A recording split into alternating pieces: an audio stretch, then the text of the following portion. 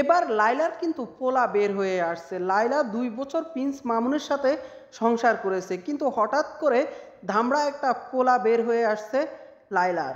সন্তান হিসেবে অস্বীকার করে, তাহলে আমি কথা দিলাম এই লাইভে যে আমি আর কখনোই আমার আম্মুকে নিয়ে ভিডিও বানাবো না। আমাকে প্রিন্স মামুনের থেকে দেখতে বড় হওয়া এই ছেলেটি নাকি লায়লার ছেলে।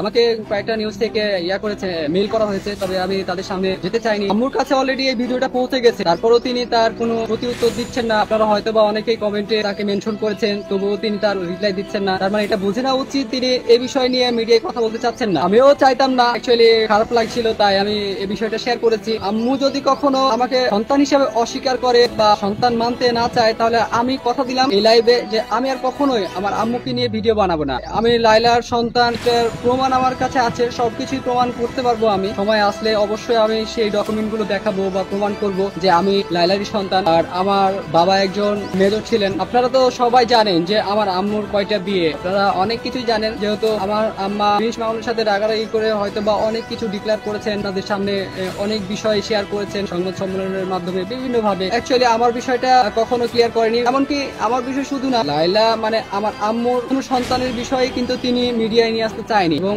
এখনো চাইবে না। একদিন আগে একটা ভিডিও অবশ্যই করেছে, তিনি কখনোই তার সন্তান নিয়ে ভিডিও বানায়নি। সন্তান সম্পর্কে জানতে চাইলেও তিনি সে বিষয়ে বলেননি, আপনারা জানেন। তবে আমার একটা বিষয় খারাপ লাগছে যে আম্মু যেমন দূরে রয়েছে, আপনারাও ঠিক তেমনই আমাকে আম্মুর কাছ থেকে দূরে ঠেলে দিচ্ছেন। আমি তার সন্তান না, এইভাবে আমাকে দূরে ঠেলে দিচ্ছেন। আমি জাস্ট আমার পরিচয়টা তুলে ধরেছি যে আমি সত্যিকারের লায়লার সন্তান। আমি তো কখনো আমি আম্মুর কাছে যে বলিনি তুমি আমাকে আম্মুর স্বীকৃতি দাও, আমি কখনো এটা চাইনি। যদি আম্মুর কখনো প্রয়োজন হয়, আম্মু কখনো বলে, তাহলে হয়তো বা সেটা দেখা যাবে পরবর্তীতে। অডিয়েন্সের কাছেও আমার খুব খারাপ লাগছে, অনেকেই আমাকে বাজে ভাবে কমেন্ট করছেন, আপনারা প্রমাণ চাচ্ছেন। আমি যদি আমার আম্মু কখনো প্রমাণ চায় বা আমার আম্মু যদি আমাকে অস্বীকার করে, তাহলে আমি প্রমাণ করতে যাব না। আর যদি আমার আম্মু আমার কাছে প্রমাণ চায়, তাহলে আমি অবশ্যই সেই প্রমাণ আপনাদের সবার সামনে দেখাবো। আর অ্যাকচুয়ালি আমি এই বিষয়টা মিডিয়ার সামনে সেভাবে প্রকাশ করতে চাচ্ছি না, তাই আমি কোনো সংবাদ মাধ্যমে যাচ্ছি না। আমাকে কয়েকটা নিউজ থেকে মেইল করা হয়েছে, তবে আমি তাদের সামনে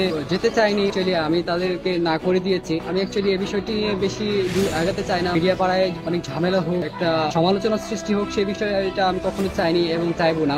দর্শক শ্রোতা, আপনারা সম্পূর্ণ ভিডিওটি দেখছেন এবং এই ছেলেটির কথাগুলো শুনেছেন। কথাগুলো শুনে আপনাদের কি মনে হয়েছে আসলেই কি এই ছেলেটি লায়লার ছেলে কিনা? সে কিন্তু এখানে বলেছিল যদি লায়লা তাকে অস্বীকার করে, তাহলে সে কখনো আর লাইভে এসে বলবে না যে সে লায়লার ছেলে, বা লায়লার ছেলে হিসাবে সে কখনো দাবি করবে না। ছেলেটিকে কিন্তু দেখতে মামুনের থেকেও বড় দেখা যাচ্ছে। তাহলে লায়লার এত বড় ছেলে থাকার সত্ত্বেও কেন লায়লা মামুনের মতো এত ছোট্ট একটা ছেলের সাথে সম্পর্কে আসলো, বা তারা লিভ টু গ্যাদারে রয়েছিল? প্রশ্নটা আপনাদের কাছে রয়ে গেল, আপনারা কমেন্ট বক্সে কমেন্ট করে জানিয়ে যাবেন।